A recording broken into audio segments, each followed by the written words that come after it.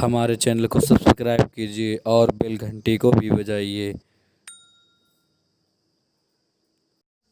द्विघात समीकरण, ठीक है ना। द्विघात समीकरण चैप्टर कौन सा है? 4। देखो प्रश्नावली 4.1 है। जांच कीजिएगा, नंबर 1 कह रहा है सवाल कि जांच कीजिए कि क्या निम्न द्विघात समीकरण है। तो नंबर 1 सवाल बताने जा रहे हैं, ठीक है। देखो एनसीईआरटी गणित कक्षा 10 प्रश्नावली 4.1 सवाल नंबर पहला का पहला, ठीक है ना। x+1 का होल स्क्वायर बराबर 2 कोष्ट छोटा कोष्ट में कितना है x-3, ठीक है ना। अब इसका a+b का होल स्क्वायर खोल दो, सूत्र क्या होता है a², ठीक है, प्लस का b² और प्लस का 2ab, तो कितना जाएगा 2x बराबर, अब 2 गुणा कर दो इसमें, कितना जाएगा 2x और 3 दूनी 6, ठीक। अब यहाँ पर ध्यान देना, देखो 2x से 2x कैंसिल, कितना जाएगा x² और प्लस का 1 और माइनस का 6 को 75 कर दिया जाए, किसका आ जाएगा प्लस का 6 बराबर 0। तो x² प्लस 6 7 बराबर 0। अब यही हमारा क्या है आंसर है, ठीक है ना। अब हम कह सकते हैं अतः द्विघात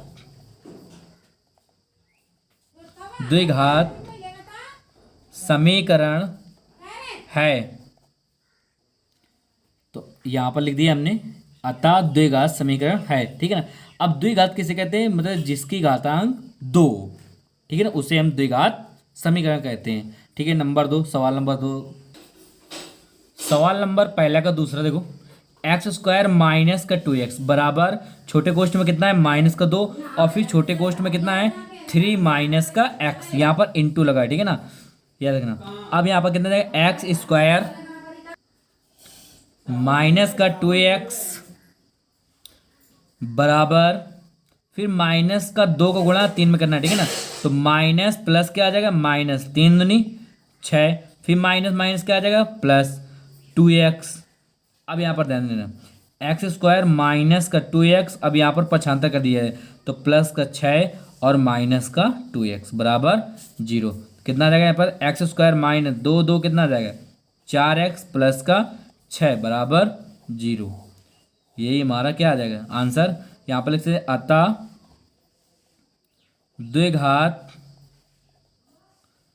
द्विघात समीकरण है, ठीक है ना। अगला देखो सवाल नंबर,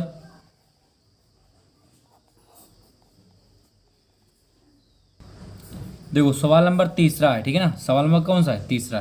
देखो x+2 कोष्ठ के अंदर है और एक कोष्ठ के अंदर अगला कोष्ठ के अंदर कितना है, देखो x+1 बराबर x-1 और फिर x+3 कोष्ठ के अंदर है, ठीक है। अब इसको गुणा करना है, x गुणा दोनों पद में करना है, दोनों में, तो कितना जाएगा x² x इंटू 1 में, तो कितना जाएगा x। अब 2 गुणा करना है x में, कितना जाएगा यहाँ पर 2x। अब 2 गुणा करना है 1 में, कितना जाएगा यहाँ पर 2 बराबर। अब इसको गुणा करो इसमें x में, तो ये कितना है x² प्लस x गुणा करो 3 में, कितना जाएगा 3x -1 का गुणा करो x में, माइनस का x माइनस प्लस -3, तो x² से x² कैंसिल, ठीक है। अब यहाँ पर कितना जाएगा 2x 1x, कितना जाएगा यहाँ पर 3x, अब प्लस का 2 अब माइनस का यहाँ पर 75 कर दिया है, दो यहाँ पर 3x में 1x चला गया, तो कितना जाएगा 2x, तो यहाँ पर कितना जाएगा माइनस का 2x और प्लस का 3 बराबर 0। आगे देखो 3x में 2x चला गया, कितना बचेगा सिर्फ x और 3 और 2 कितना जाएगा 5, ठीक है ना, बराबर 0। तो हम यहाँ पर लिख सकते हैं, ये हमारा क्या है आंसर है। देखो ये लिख सकते हैं अतः द्विघात समीकरण नहीं है, बस यही हमारा आंसर है, ठीक। देखो सवाल नंबर हमने बताया था आपको, दूसरा और तीसरा बता दिया, ठीक है ना। चौथा कर लेना, ठीक, पांचवा भी कर लेना। अब हम छठवां बताने देखो जा रहे हैं, ठीक है, छठवां बताने जा रहे हैं आपको सवाल। सवाल नंबर पहले का छठवां देखो x² प्लस 3x प्लस का 1 बराबर x-2 का होल स्क्वायर। अब यहाँ पर लिखेंगे x² प्लस 3x प्लस का 1 बराबर ए माइनस बी का होल स्क्वायर सूत्र लगा देंगे। इसमें क्या अलग हो जाएगा, एक्स स्क्वायर प्लस 2 दूनी 4 माइनस का 4x, ठीक है। एक्स स्क्वायर थे एक्स स्क्वायर कैंसिल, देखो 3x प्लस का 1। अब यहाँ पर पछानता कर दिया है, प्लस का कितना हो जाएगा 4x और ये माइनस कितना आ जाएगा 4 बराबर 0। अब 4 और 3 कितना हो जाएगा 7x और 4 में एक गया कितना हो जाएगा माइनस का 3 बराबर 0। अब इसमें भी 2x स्क्वायर तो है नहीं ना, तो यहाँ पर लिख सकते हैं अतः द्विघात समीकरण नहीं है, यही हमारा आंसर है, ठीक। देखो अगला नंबर कौन सा है, 7वां और 8वां, ठीक है ना। इसमें से हम 7वां बताने जा रहे हैं, 8वां कर लेना, ठीक है। सवाल नंबर 7, ठीक है, पहले का 7वां बताने जा रहे हैं आपको। सवाल नंबर 7 है, देखो x प्लस 2 का होल क्यूब बराबर 2x, कोष्ट के अंदर कितना है एक्स स्क्वायर माइनस का 1। देखो यहाँ पर सूत्र लगेगा a, आपको हम बता रहे जा रहे सूत्र, a प्लस बी का होल क्यूब बराबर a cube plus b cube plus 3ab और a प्लस b, ठीक है। अब यहाँ पर रखना है आपको a कितना है एक्स क्यूब, फिर 2 का होल क्यूब प्लस 3 इंटू ए का मान कितना है x इंटू बी का मान कितना है 2, फिर कितना आ जाएगा x प्लस 2 बराबर फिर 2x गुणा कर दो यहाँ पर 2x क्यूब, फिर इसका गुणा कर दो इसमें कितना है माइनस का 2x। देखो हमने पहले क्या किया 2x का गुणा किसमें किया एक्स स्क्वायर में, कितना जाएगा 2x क्यूब, ठीक है ना। अब 2x का गुणा किसमें करेंगे -1 में, कितना जाएगा 2x। अब यहाँ पर ध्यान देना कितना जाएगा x क्यूब प्लस 2 दूनी 4 दूनी 8 3 दूनी 6x, ठीक है ना। और कितना जाएगा x प्लस 2 बराबर 2x क्यूब माइनस का 2x। यहाँ पर कितना जाएगा x क्यूब प्लस का 8 प्लस का 6x का गुणा कर देना है, ठीक है ना।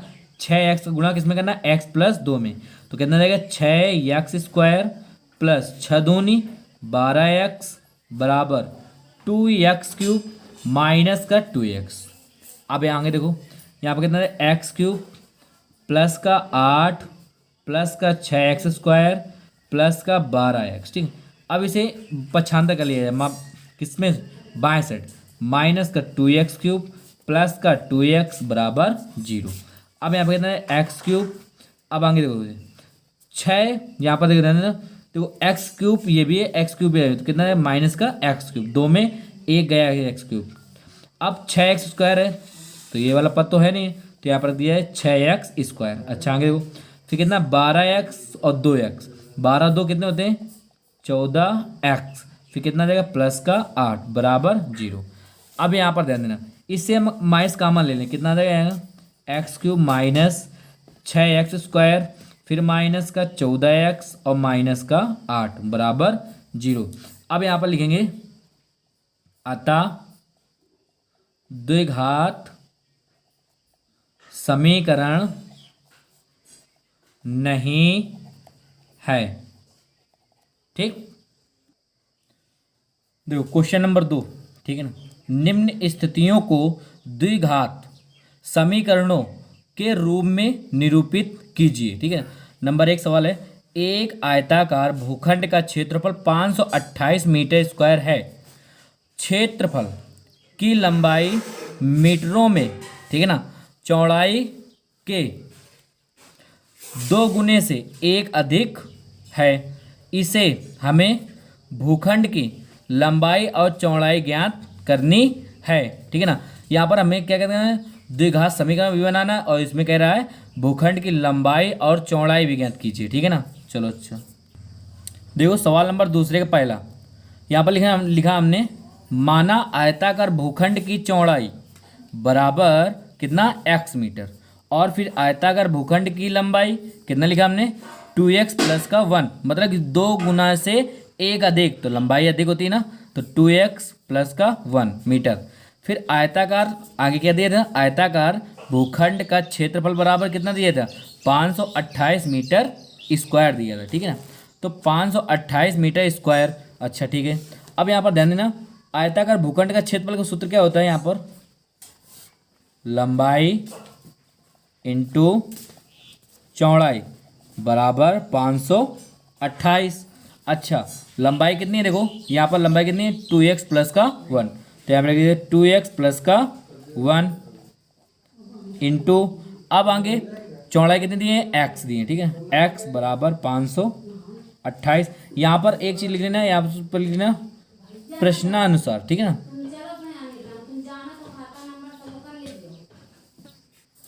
यहाँ पर लिखना है आपको प्रश्नानुसार, ठीक है ना। देखो लंबाई इंटू चौड़ाई बराबर कितना है, 528। लंबाई कितनी थी यहाँ पर 2x प्लस का 1, ठीक है, इंटू चौड़ाई कितनी थी, चौड़ाई यहाँ पर x, यहाँ पर x बराबर 528। अब इसमें गुणा कर दिया है, कितना है 2x स्क्वायर, और इसमें कितना है प्लस का x और बराबर 528। फिर कितना है 2x स्क्वायर, फिर प्लस का x और माइनस का 528 बराबर 0। यही हमारा क्या हो जाएगा, आंसर हो जाएगा, ठीक है ना। ये द्विघात समीकरण है, ठीक है। बस सवाल नंबर दूसरा है, दूसरे के दूसरा देखो, दो क्रमागत धनात्मक पूर्णांकों का गुणनफल 306 है, ठीक है ना। हमें पूर्णांकों को ज्ञात कीजिए, ठीक है ना। कह रहा दो क्रमागत धनात्मक पूर्णांकों का गुणनफल 306 है, हमें पूर्णांकों को ज्ञात कीजिए, ठीक है। देखो सवाल नंबर दूसरे का दूसरा सवाल है, यहाँ पर लिखा है माना पहली क्रमागत धनात्मक पूर्णांक बराबर x, फिर दूसरी क्रमागत धनात्मक पूर्णांक बराबर x प्लस 1। अब यहाँ पर दे देना, यहाँ पर दिया था, क्या दिया था, दो क्रमागत धनात्मक पूर्णांकों का गुणनफल कितना, 306। अब यहाँ पर आपको लिखना है प्रश्नानुसार, ठीक। अब यहाँ पर देखो, दो क्रमागत धनात्मक पूर्णांकों को गुणनफल, ठीक है, गुणनफल। तो पहले क्रमागत कितना है x, फिर कितना है x प्लस 1 बराबर, ये गुणनफल है, बराबर कितना देगा 306। अब यहाँ पर देखें x गुणा कर दो, x स्क्वायर प्लस का x और 306 के 75 का दिया कितना है 306 बराबर 0। यही हमारा क्या आ जाएगा, यही हमारा आंसर है। सवाल नंबर देखो तीसरा, रोहन की माँ उससे 26 वर्ष बड़ी है, ठीक है ना। रोहन की माँ, ठीक है ना, रोहन कौन सा है, को है, रोहन एक पुत्र है और उनकी माँ है, उससे कितने वर्ष बड़ी है, 26 वर्ष बड़ी है, ठीक है ना।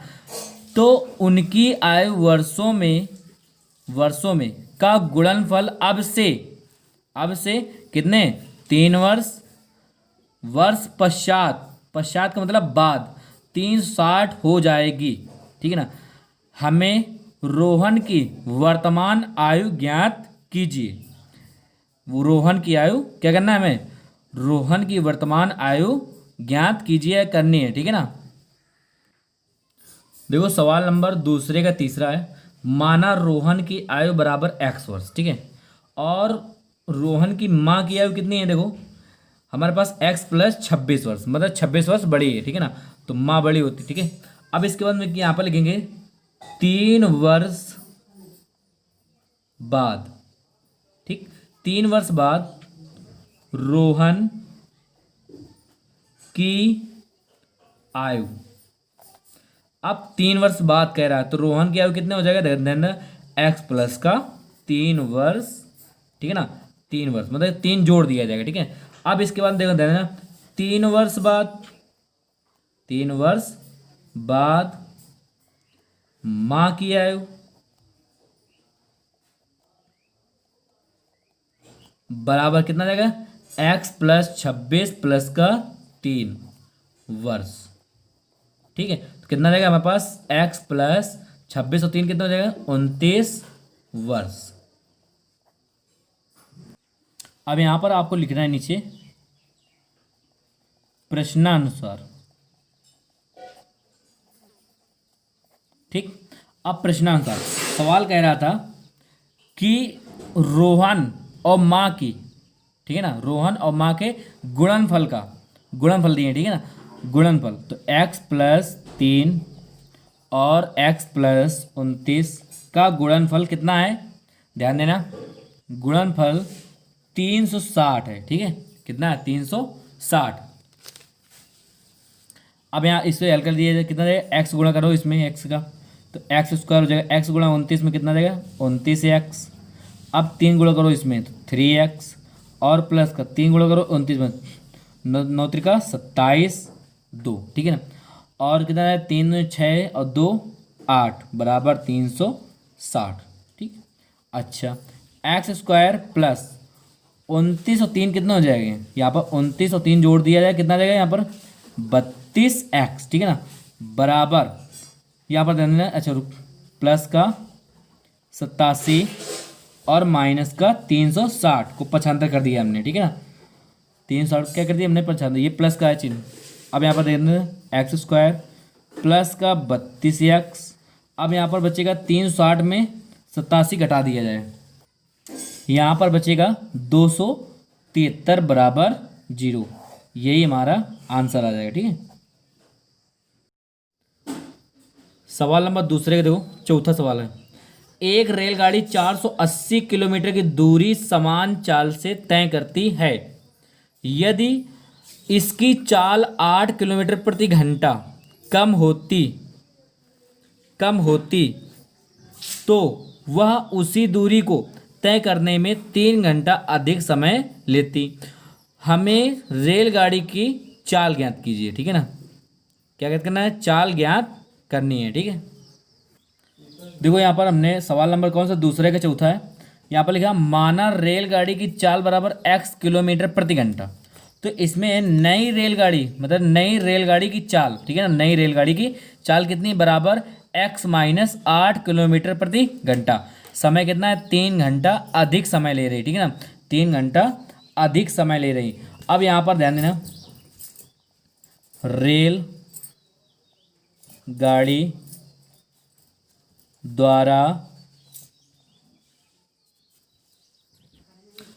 यहाँ पर लिखना रेलगाड़ी द्वारा तय की गई दूरी कितना है? 480 किलोमीटर, ठीक है।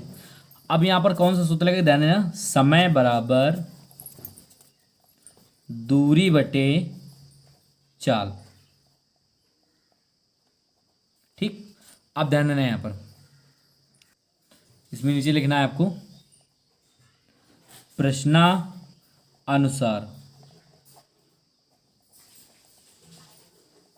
ठीक। अब यहाँ पर लिखेंगे कितना, तो दूरी पहले कितनी थी हमारे पास? ध्यान देना, दूरी हमारे पास कितनी थी?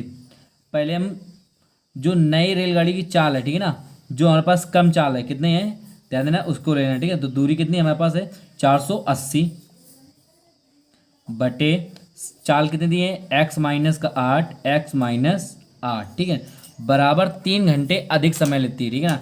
कितने घंटे अधिक समय लेती है? 3 घंटे अधिक समय लेती है। तो बराबर कितना रहेगा? 480 अपान x और प्लस का 3 घंटे अधिक समय लेती है, ठीक है ना, याद रखना। अब हम क्या लिखेंगे? 480 अपान x माइनस 8 माइनस का कितना रहेगा? इस बाएं साइड कर दो इसे, 480 बटे x बराबर 3।